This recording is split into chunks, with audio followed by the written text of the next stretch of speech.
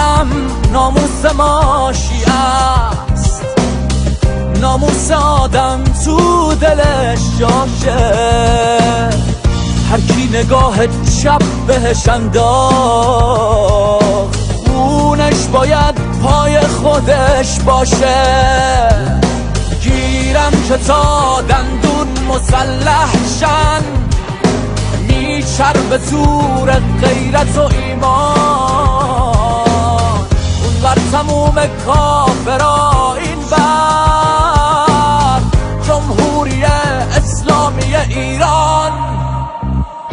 گیرم که جون شیرین ترین باشه اینجا، ولی جون دادن آسونه.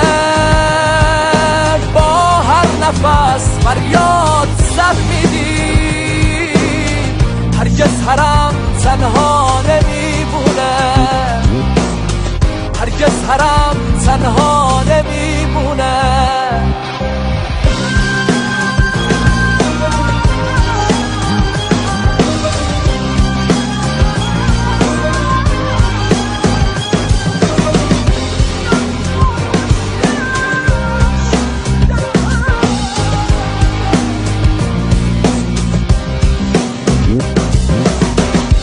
من به یاد ظهر عاشورا با خونمون سیراب میمونی. گیرم همه دنیا یزیدیشن، ما نوکر ارباب میمونی. تکرار مظلومیت شیعه، یه کربلا خون میرسه از راه. فریاد حل من ناصر مردم، هرکی حسینی هست بسم الله.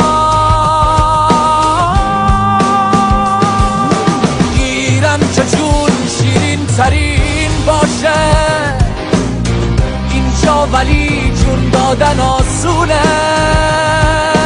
با هر نفس فریاد سر میدیم، هرگز حرم تنها نمیمونه،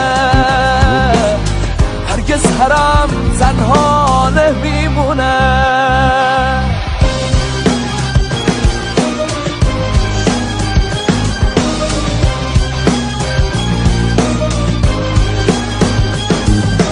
میگن مسلمونی ولی نیستن، خیر از یه مشتی کافر حربی. با اینکه هاشا میکنن پیداست دستای پشت پرده غربی. وقت قیام، وقت لبیکه،